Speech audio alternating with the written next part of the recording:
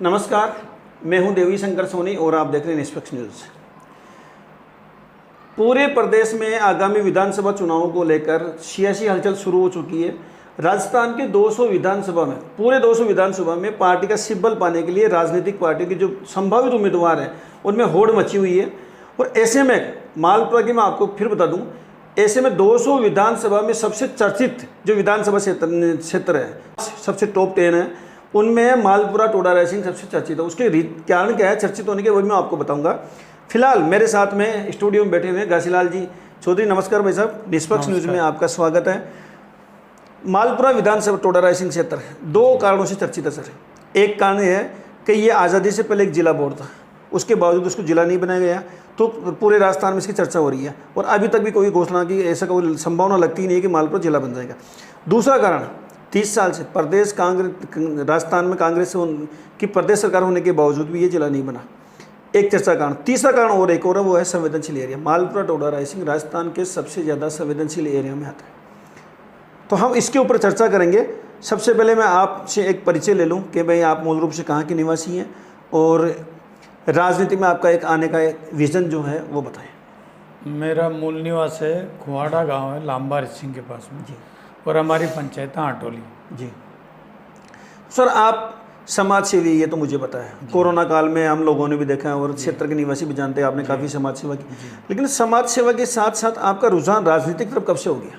नहीं, मैं राजनीति करने के लिए नहीं आया हूँ। मैं यहाँ गरीब किसान जी और जो एकदम ऐसे समाज है जिनकी भागीदारी मतलब गरीबी सीमा रेखा से नीचे चले गए, और हमारा जो मालपुरा सेक्टर है ये एकदम पिछड़ापन हो गया, उसके लिए मैं राजनीति में आया हूँ और कोई मेरा उद्देश्य नहीं है राजनीति में आने का। अच्छा, राजनीति में आप आए, आपने प्रवेश किया, समाज सेवी, आप तो क्षेत्र के काफ़ी लोग आपको जानते पहचानते भी हैं जी। पर राजनीति में आप, जबकि यहाँ बीजेपी अभी 10 साल से हैं, बीजेपी के विधायक भी हैं, तो कांग्रेस पार्टी को क्यों चुना आपने? नहीं, हमारा पूरा, मेरे पिताजी, मेरे दादाजी जी कांग्रेसी थे जी, और हमारा पूरा परिवार कांग्रेस को बिलोंग करता है जी जी, और मेरी विचारधारा भी कांग्रेस है, इसीलिए मैं कांग्रेस में आया हूँ। और दूसरी बात यह है कि हमारा जो मालपुरा सेक्टर है वो कांग्रेस का ही एक सीट है, लेकिन पिछले 10 साल ही नहीं 30 सालों से जी जी जी, कुछ राजनीतिक परिस्थितियां ऐसी बनी कि हमारे जो कांग्रेस के लीडर, जो भी जनप्रतिनिधि है, उन्होंने तो ध्यान दिया नहीं बिल्कुल। उसके बाद यहाँ बीजेपी के विधायक बनते गए। और तो मेरा सवाल भी ये है सर कि 30 साल से यहाँ मालपुरा में कांग्रेस की सीट का गाल पड़ा हुआ है। मालपुरा कांग्रेस में अंतरकलह हैं, गुटबाजी हैं, लोगों के अलग अलग गुट बने हुए हैं, 30 साल से सीट नहीं मिल रही, उसके बावजूद भी घासीलाल चौधरी कांग्रेस की तरफ आकर्षित क्यों है? इस बार हम जनता में काम कर रहे हैं जी। इस बार निश्चित रूप से हम सारी कांग्रेस को एक करके, गुटबाजी जरूर है लेकिन हम किसी भी तरीके से जनता को हमने जागरूक किया है और जनता हमारी बहुत जागरूक है। कांग्रेस के प्रति उनका रुझान है, वो कांग्रेस को वोट देना चाहती है हर हालत में कांग्रेस को। लेकिन जो झगड़े हैं ऊपर के, वो सब झगड़े हम समाप्त करने की पूरी कोशिश करेंगे और कांग्रेस को एक करने की कोशिश करेंगे। जितने प्रत्याशी टिकट मांग रहे हैं, टिकट तो एक को मिलेगा, जिस किसी को मिलेगा। हाँ सर, ये इसमें आपकी बात जो है ना, इसमें एक सवाल उभर के आता है। हाँ। आपने गुटबाजी जरूर है, इसी गुटबाजी के चलते अभी कांग्रेस है, जैसे कल अमृता रमन मालपुरा पधारी है और आप जितने भी संभावित प्रत्याशी हैं उनसे उन्होंने 1-to-1 फीडबैक भी लिया है। 37 प्रत्याशी, अकेली पार्टी से 37 प्रत्याशी उभर के सामने आ रहे हैं, तो ये गुटबाजी निकल के कहीं बाहर नहीं आ रही है? नहीं, ऐसा कुछ नहीं है। देखो, लोकतंत्र है, हर आदमी को अधिकार है, फार्म भरने का भी है और चुनाव लड़ने का भी है। अब लेकिन मुख्य मुद्दा है इस सीट को कांग्रेस में लाने का, और मेरा जो मुख्य मेन उद्देश्य है वो सीट कांग्रेस की लाके गरीब किसान और जो बिल्कुल पिछड़े तबके हैं उनकी सेवा करना है, और हम इसीलिए चाहते हैं कि हर हालत में कांग्रेस यहाँ से जीते। आपका मुख्य मुद्दा है और मुख्य उद्देश्य कि पहले कांग्रेस की सीट यहाँ आए। हाँ, मालपुरा में कांग्रेस सीट। लेकिन कांग्रेस की सीट लाने में सबसे बड़ी अड़चन आपके सामने क्या आ रही है कि 37 प्रत्याशी है।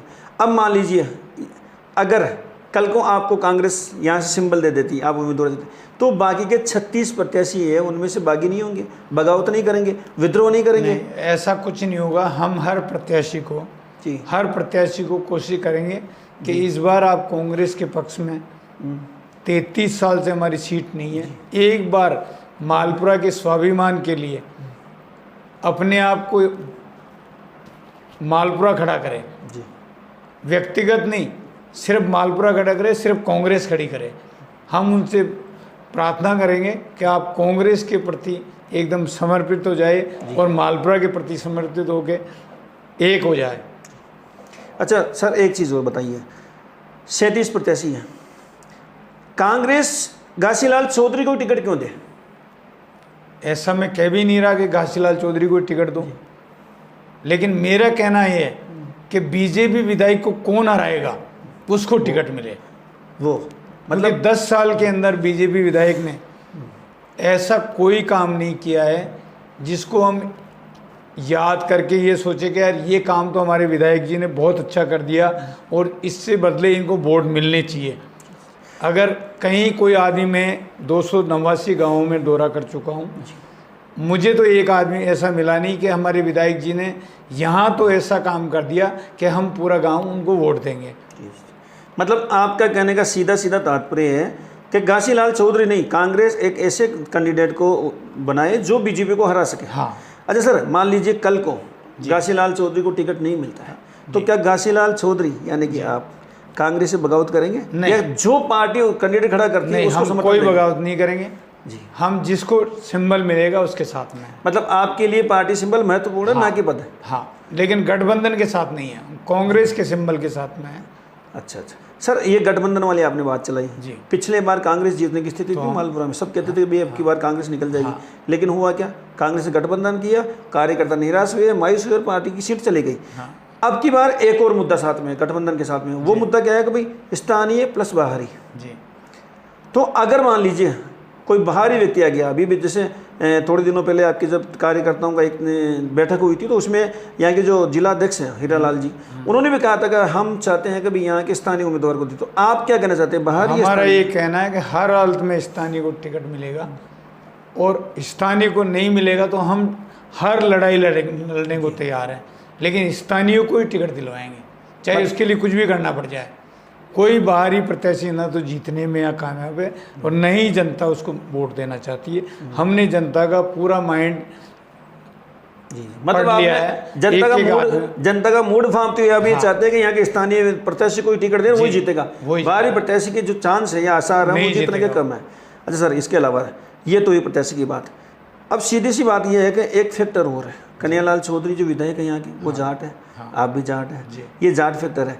कन्हैयालाल जी कहते हैं कि मेरे समाज के जो लोग, जाट समाज के लोग, वो मेरे 70 से 80% जो है मेरे साथ में है। आपके साथ आपका समाज कितने प्रतिशत साथ? नहीं, मैं ये कहना चाहता हूँ, विधायक जी ये कह रहे हैं भाई 70% उनके साथ में, तो 10 साल से वो विधायक है यहाँ के, तो 70% उनके साथ में थे ही।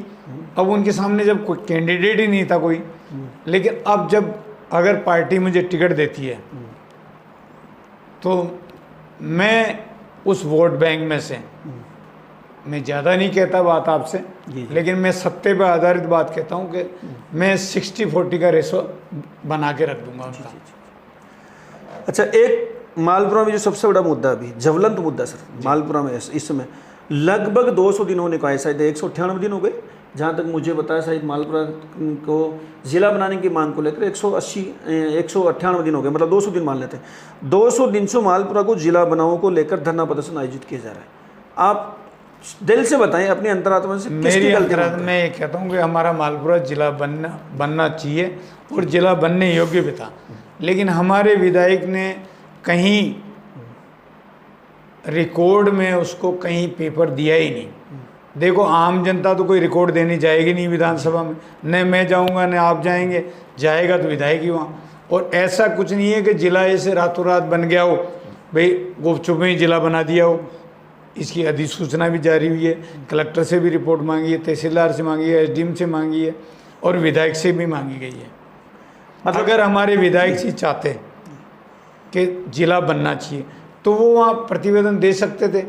अगर उन्होंने फिर भी समय रहते हुए नहीं दिया तो घोषणा होने से पहले मुख्यमंत्री से मिल सकते थे वो टाइम लेकर के। तो ये हमारे विधायक की बदनीयती के वो मालपुरा को जिला नहीं बनाना चाहते थे। मतलब आपका सीधा सीधा कहना है कि कन्हैयालाल चौधरी जो कि एक स्थानीय विधायक हैं, अगर वो समय रहते प्रतिवेदन पेश करते और मुख्यमंत्री से जिले की मांग करते तो सही जिला बन सकता बन था। जाता। अब कन्हैयालाल जी जो आरोप लगाते हैं कांग्रेस के, चलिए ठीक है कभी मैंने तो प्रतिवेदन नहीं किया और मैंने नहीं दिया, लेकिन कांग्रेस के इतने सारे प्रत्याशी, तो किसी कांग्रेस प्रत्याशी ने आखिर मुख्यमंत्री के सामने ये मांग क्यों नहीं रखी कि भाई हम जिला बनाएं? नहीं, कांग्रेस के प्रत्याशी तो जिले बनने की बात कर रहे हो, तो हमने जिले के लिए प्रतिवेदन दिया है जी। लेकिन समय निकलने के बाद अगर आपको पता ही नहीं चलेगा, जब मुझे पता ही जब चलेगा जिला बना दिए गए हैं तो मैं कैसे दे सकता हूँ? मैं तो कोई विधायक तो हूँ नहीं। जी जी। उसके बाद हमने जिले भी प्रतिवेदन भी दिए, मिले भी हैं जा कर के, सब कुछ ही काम किए, लेकिन एक समय पे काम होता है। समय रहते हुए जैसे बीजेपी के 5 विधायक जिले बना के ले गए, 2 निर्दलीय ले गए, तो हमारे विधायक भी ला सकते थे। अब वो कांग्रेस पे आरोप लगा रहे सब, कांग्रेस ने नहीं बनने दिए, तो कौन से कांग्रेसी ने नहीं बनने दिया भाई? ये तो गलत बात है। अगर विधायक जो चाहता है विधानसभा में, उसके पास कोई भी क्वेश्चन लगता है या कोई भी इम्पोर्टेंट चर्चा होती है जी। उसकी 15 दिन से 20 दिन 1 महीने पहले सूचना दे दी जाती है, क्यों? उसकी तैयारी होती है। तो इनके पास पहले से सूचना थी कि हमारा जिला बनेगा, तो ये उस टाइम या तो जनता को जागरूक करते भाई। विधायक तो वो थे ना जी जी। कांग्रेस को तो उन्होंने ख़त्म ही कर दिया यहाँ पे। अब वो कांग्रेस की बात करते हैं तो कांग्रेस को ख़त्म कर दिया, और वो जो जीत भी रहे हैं 2 बार से, तो वो कांग्रेस के वोटों से ही जीत रहे हैं, ना कि वो बीजेपी से जीत रहे हैं। उनकी गलतफहमी, कई गलतफहमियाँ उनकी। चलिए, जब विधायक की बात चलती है तो अब एक बात और करते हैं। पिछले 10 साल से वो विधायक हैं और आज की तारीख में उनके सामने शायद बीजेपी में दूसरा कैंडिडेट नहीं है, अभी पैनल तैयार नहीं हुआ है, लिस्ट भी नहीं आई है। हाँ। लेकिन कहते हैं कि कन्हैयालाल चौधरी अकेले उम्मीदवार है मालपुरा से, मतलब एक तरह से मजबूत उम्मीदवार। हाँ बिल्कुल है। अब आप मजबूत कन्हैयालाल जो आप, मेरे कहने का सीधा सवाल ये है कि आपका प्रतिद्वंदी जो है मजबूत, वो कौन है? कन्हैयालाल जी, ये जो आपके साथ जो 37 कैंडिडेट लड़ रहे हैं, हाँ। इन दोनों में से आपका प्रतिद्वंदी आप किसे मानते हैं? मैं तो कन्हैयालाल जी को मानता हूँ। जी, कन्हैयालाल जी। भाई मेरे को कांग्रेस के तो हमारे वो भाई है भाई, वो तो चलो मांग रहे हैं, अभी मांगने का अधिकार है, अपन घर में भी होते हैं 4 भाई तो लड़ते रहते हैं, फिर बाद में अपना फैसला भी हो जाता है। तो ऐसे वो मांग रहे हैं, मांग लेने तो, कोई मुझे उससे हर्ज भी नहीं है, ना किसी से कोई गिला नहीं शिकवा है। अच्छा सर, एक चीज़ और है, कन्हैयालाल जी कहते हैं कि भाई मैंने क्षेत्र में बहुत विकास कराया है। आप क्षेत्र में घूमे, गांव में गए हैं, ढाणी में गए हैं, आपने जनसंपर्क किया, लोगों से मिले हैं, बातचीत भी हुई है, कई बार आपकी मीटिंग हुई है, बैठक हुई है, सार्थक चर्चा भी हुई है। आपको लगा नहीं कि भाई क्षेत्र में क्या विकास हुआ क्या नहीं हुआ? उस पर एक बार आप बताएं कि भाई क्षेत्र में रियलिटी जो है ना विकास की, वो बताएं। एक गांव को छाना है मैंने। कन्हैयालाल जी का मुझे कहीं विकास दिखा नहीं है 10 साल का, मतलब उनका 0 विकास है। उन्होंने उनका विकास किया होगा, बाकी सेक्टर का तो हमारा विकास हुआ नहीं। और जो अब आप रोडों की बात करते हो जी, जो जैसे मेगा हाईवे बना, तो वो सरकार की एक प्लानिंग के तहत बन गया, लेकिन जो ग्रामीण क्षेत्र में है, आज कई गांव ऐसे चिकित्सा से वंचित है जहाँ CSC मतलब प्राथमिक चिकित्सा केंद्र भी नहीं है, और ऐसे गांव एक नहीं है, ऐसी पंचायतें भी हैं। पहले ही अगर जाते हैं तो पारली आज सबसे पुरानी पंचायत है, वहाँ भी प्राथमिक स्वास्थ्य केंद्र नहीं है। और दूसरी बात, उन्होंने कहीं ऐसा विकास किया हो, मैं रोज़ जनता को पूछता हूँ भाई अगर कन्हैयालाल जी ने आपके सेक्टर में विकास किया हो तो आप, वो कह रहे हैं मैं 80,000 जीत रहा हूँ, तो आप उनको 1 लाख से जिताओ जी, अगर आपका विकास किया हो तो। अब लेकिन वो इस टाइम जो कार्य कर रहे हैं, वो 6 करोड़ की घोषणाएं कर रहे हैं सब, आज 6 करोड़ की कर दी, 5 करोड़ की कर दी, 3 करोड़ की कर दी। ये घोषणाएं वो 3 साल पहले, 4 साल पहले करते, MLA बनते ही कर देते, तो अब तक सारे काम बन जाते, सारे काम पूरे भी हो जाते। अगर फिर वो उद्घाटन करते तो जनता भी सोचती, और हम भी जो बुद्धिजीवी लोग हैं मालपुरा के, वो भी सोचते कि यार नहीं, विधायक ने हमारे विकास किया है। अब आप एंड टाइम में पत्थर गड़वा के 3x3 का लगा रहे हो वहाँ पे, तो वो एक ओछी मानसिकता का अधोदत है। अच्छा सर, एक सारी बातें हो गई, विकास की बातें हो गई। मैं सीधा सीधा सवाल आपसे ये करूँगा, मान लीजिए आपको कांग्रेस पार्टी सिंबल दे देती है, जी, आपको टिकट मिल जाता है और यहाँ की जनता, जैसा आप कह रहे हैं कि कांग्रेस के तरफ झुकाव ज़्यादा है, इस बार सीट निकल जाएगी, मालपुरा की सीट निकल जाती है, घासीलाल चौधरी, हमारी आज शुभकामनाएं आपके साथ में है, जी, जी, और सिंधौलिया माता जी की कृपा आपके ऊपर बनी रहे ना, विधायक बन जाए। जी। अगर घासीलाल चौधरी विधायक बन जाते हैं तो आपके पास में विकास के लेकर प्लानिंग क्या है?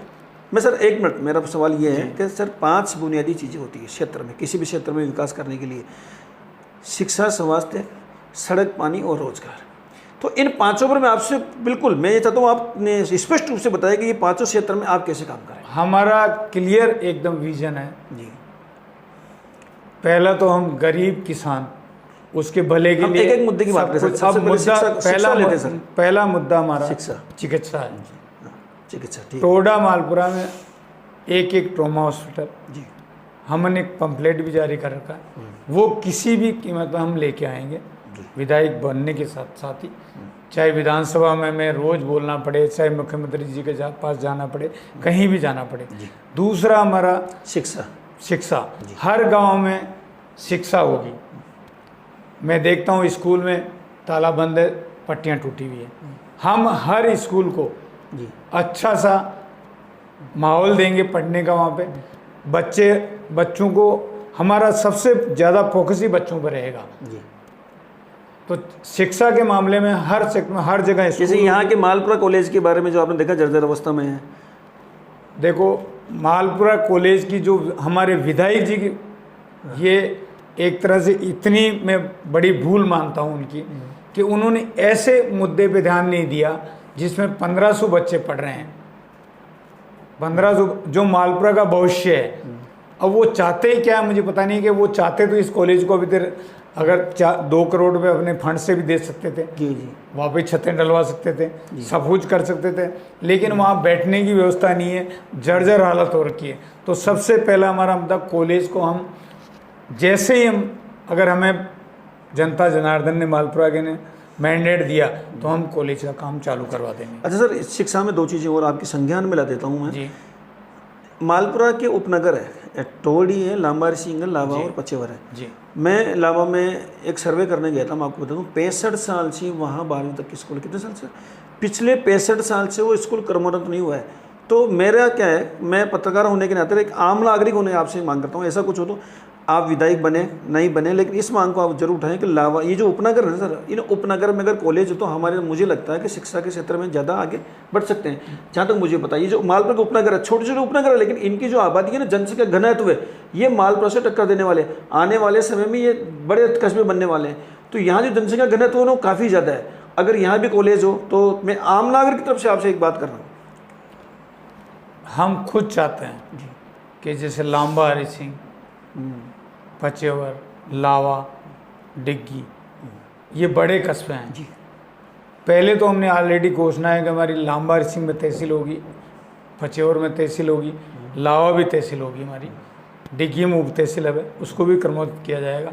और हमारी जो कॉलेज की मांग है कि हमारी जो बालिकाएं बहुत परेशान हैं, बिल्कुल, तो हम चाहते हैं कि सरकार से मांग करेंगे हमारा जो भी बड़ा 10,000 की आबादी तक का कस्बा है उसमें कॉलेज खुले, तो हमारी पहली प्राथमिकता है। और पुरजोर हम जोर लगाएंगे उसके लिए कि होगा। 5 साल में आपको दिखेगा कि हम 3 साल में इतने कार्य करके चुके होंगे कि जनता जनार्दन हमें कहिए कि आपने बहुत कुछ कर दिया। अच्छा सर, तीसरी जो बुनियादी चीज़ है वो है सड़कें। यहाँ की देखो हमारा मुद्दा है कि हर गांव ढाणी में गड्ढे मुक्त सड़कें होगी। और मैं लोगों को रोज़ बोलता हूँ, भाई मैं जो सड़क बनाऊँगा उसको आप 10 साल पहले उसको खोद नहीं पाएंगे। अगर आप कुदाली भी लेके खोदने चालू करेंगे तो खोद नहीं पाएंगे, क्योंकि मेरी पहली प्राथमिकता होगी क्वालिटी पे। हर जगह हम वो काम करेंगे कि पैसा का यूटिलाइजेशन करेंगे। हम एक बार सड़क बना के, ये नहीं कि 1 साल में 5 बार सड़क बनाएंगे, एक बार ही सड़क बनाएंगे और बाकी जो पैसा हमारे पास बचेगा वो उसी सेक्टर में लगेगा।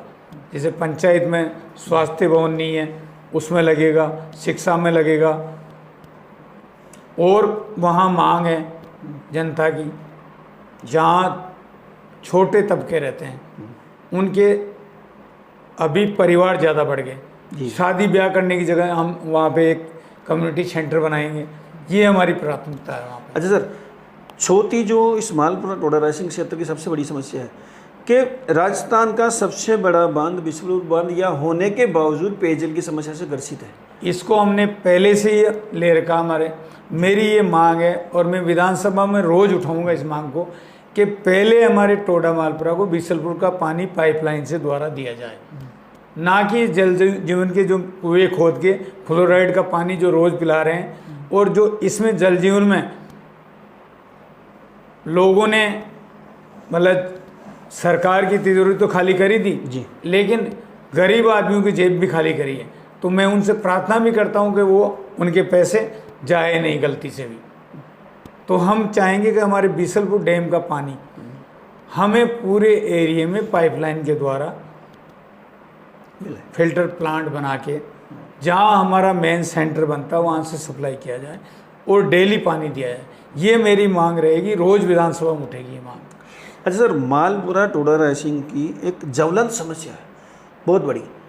किसी ज़माने में मालपुरा सबसे विकसित क्षेत्र हुआ करता था, यहाँ मालपुरा में बता रहा हूँ आपको। आप इतिहास उठाकर देखिए, मालपुरा की कृषि मंडी थी, यहाँ चील गाड़ी थी, यहाँ औद्योगिक क्षेत्र थे। आज मेरा सर सवाल ये है कि रोजगार के क्षेत्र में मालपुरा के 40% से ऊपर के लोग पलायन करके बाहर चले गए, तो रोजगार में कहीं ना कहीं पिछड़ा हो। तो मैं चाहता हूँ रोजगार में आप क्या करने वाले हैं? मैं यहाँ पे 2 बड़े इंडस्ट्री एरिया जी, एक टोडा रायसिंग में और एक मालपुरा में, जिससे हमारे कम से कम 15 से 20 हज़ार लोगों को रोजगार मिलेगा। क्योंकि हमारे यहाँ माइनिंग एरिया है और सभी यहाँ से स्लैब लेके किशनगढ़ जा रहे हैं, कोई केकड़ी जा रहा है, कोई कहाँ जा रहा है, कोई कहाँ जा रहा है। हम चाहेंगे कि यहाँ बड़ी इंडस्ट्रियाँ, हम लोगों से और भी रिक्वेस्ट करेंगे कि हमारे यहाँ इंडस्ट्री को एक सबमिट कराएंगे कि यहाँ इंडस्ट्री लगाए। सरकार से मांग करेंगे हमारे यहाँ इंडस्ट्री एरिया, 2 इंडस्ट्री एरिया, बड़े इंडस्ट्री एरिया। पहला ही हमारा ये टारगेट होगा कि यहाँ दोनों जगह बड़े इंडस्ट्री एरिया हो। कि मैं अभी टोंक से आ रहा था, बोरकंडी एक छोटा सा गाँव है, वहाँ 2 फैक्ट्रियाँ लग रही है, लेकिन हमारे टोडा मालपुरा में राजधानी से 70 किलोमीटर दूर होने के बावजूद अभी इंडस्ट्री एरिया नाम की चीज़ नहीं है। अच्छा सर, मेरा अंतिम सवाल आपसे ये है जी, मालपुरा किसी भी क्षेत्र में, देखिए मेरा मानना क्या है कि किसी भी क्षेत्र में यदि आपको विकास करना तो वहाँ के पर्यटन स्थलों को आप महत्व दें, मेरा मानना ये है। और सब लोग यहाँ डिग्गी कल्याण जी है, विश्व प्रसिद्ध है और देश के ऐतिहासिक मंदिरों में शुमार होते हैं। अब केंद्रीय बेड एवं ऊन अनुसंधान केंद्र अविकानगर है, जो राजस्थान का प्रथम ऊन अनुसंधान केंद्र है। यहाँ जैन मंदिर दादाबाड़ी है, बिसलपुर बांध है, अरावली की पर्वतमालाओं में सिंधोलिया माता जी का स्थान है। मतलब इतना सब कुछ होने के बावजूद मालपुरा क्षेत्र कहीं ना कहीं पिछड़ा हुआ है। तो क्या घासीलाल चौधरी विधायक बन जाते हैं तो ये चीज़ें प्राथमिकता हुई कि इन सब का एक कॉरिडोर बनाया जाए ताकि पर्यटन स्थल के रूप में विकसित हो। जल्दी 1-2 दिन में आपके सामने एक पंपलेट आने वाला है जी, हम जितने भी हमारे धार्मिक स्थल हैं जी, सरकार से रिक्वेस्ट करेंगे, उनका जीर्णोद्धार किया जाएगा। और जो हमारी यहाँ पे फेमस चीज़ें हैं, जो भी चीज़ें हैं, उनको राज्य स्तर पे हम दर्जा दिलाएंगे उनका, और सरकार की तरफ से प्रोत्साहन होगा कि हर स्थिति में मालपुरा हमारा विकसित क्षेत्र हो, टोडा रायसिंग मालपुरा। किसी भी क्षेत्र में विकास वहाँ की राजनीति जो होती है ना, राजनीति के गोटे जो बिछाने वाले, तो उस पर बहुत डिपेंड करता है। मैं मालपुरा का निवासी हूँ, स्थानीय, मेरा बचपन भी यहीं से गुजरा है। मैं बड़ा व्यथित होता हूँ, मैं नहीं, मेरे जैसे कितने लोग हैं जो व्यथित होते हैं कि जब हमारा मालपुरा किसी ज़माने में या किसी ना किसी समय में बहुत आगे था, बहुत अग्रणी था। ये पास में निवाई है, केकड़ी है, देवली है, ये इसके सामने बोने से कस्बे थे। आज ये कस्बे आगे निकल गए हैं, केकड़ी जिला बन गया, दूध जो ग्राम पंचायत था वो जिला बन गया, लेकिन मालपुरा कहाँ है? मालपुरा इतना पिछड़ा हुआ है कि आप कल्पना नहीं कर सकते। जिला बोर्ड वाला मालपुरा जहाँ चील गाड़ी हुआ करती थी, और मालपुरा के जो कहते हैं तो भाई उस जमाने के लोहा पुरुष थे दामोदर व्यास, उस समय मालपुरा सबसे आगे था। आज मालपुरा में क्या है? कुछ नहीं। आप विकास का नाम देखेंगे ना, मालपुरा में आपको कुछ नहीं मिलेगा, कुछ भी नहीं मिलेगा मालपुरा में। तो मेरा जो क्या है, मैं आम नागरिक तरफ से घासीलाल जी से मैंने मांग भी की, इनसे मेरी सार्थक चर्चा हुई है, आप विधायक बने, मेरी ऐसी शुभकामनाएं हैं। और मैं सभी मालपुरा निवासियों से निवेदन करता हूँ, किसी भी पार्टी को, चाहे कांग्रेस हो, आप हो, बीजेपी हो, आप अपना अमूल्य जो वोट है ना वो केवल उस कैंडिडेट को दे जो आपके मालपुरा का विकास करा सके, आपके मालपुरा में दोबारा से रेल ला सके, आपके मालपुरा को जिला बना सके। मैं देवी शंकर सोनी, निष्पक्ष न्यूज़ के लिए। नमस्कार।